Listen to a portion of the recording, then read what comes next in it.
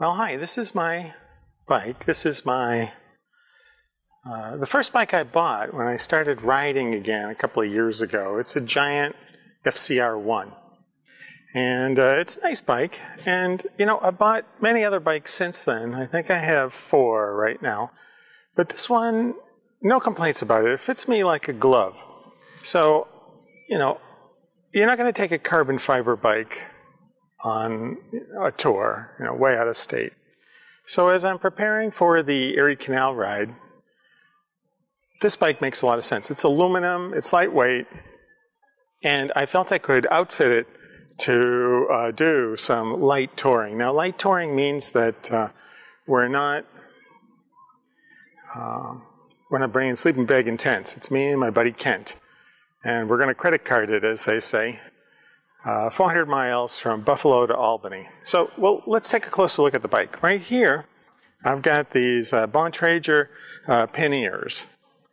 One of the best things about these panniers is they're yellow, and so they're going to be bright, quite visible day and night. Not planning on doing a lot of night riding, but there'll be some trip back to the hotel from a pub, and of course, we'll be well lit, and these reflective panniers will be a bonus. Speaking of well lit, I've got this big, giant, I call this my rainy night in Oregon headlamp here. It puts out quite a beam of light. I know pedestrians have complained as I approach and zoom by them. It's too bright.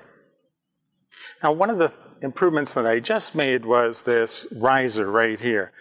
You know, I have a broken neck, so I can't lean way over like a typical road bike. I've got to have the handlebars come to me. And so this riser is a new addition. Keeps my center of gravity low there, but lifts the bars. And anyway, I've been trying it. I put 100 miles on now. I really like it. I've also improved the seat. The seat, this is an all-weather seat designed to be a commuter seat. Looks pretty slick. It's gel padded and it's impervious to water, so that'll be a bonus because we're going to get wet. Speaking of water, I've got to have a double up on the water bottles here. That's easily done.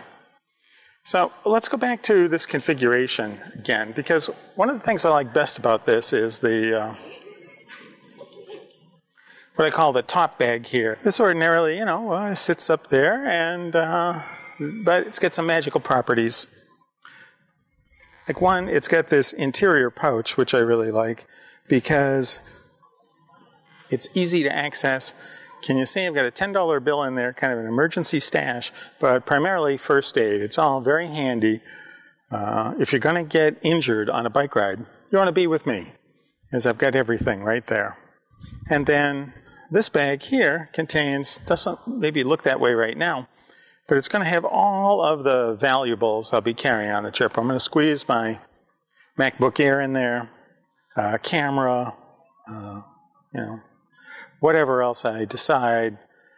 You know, I don't want to leave on the bike when I go to tour one of the many museums along the Erie Canal. This bag just pops off the bike. It's got a built-in shoulder strap, so I can leave everything else outside, my dirty clothes. Nobody's going to care. But the top bag, I'm really excited about that. It's a great feature. I think I'm all set.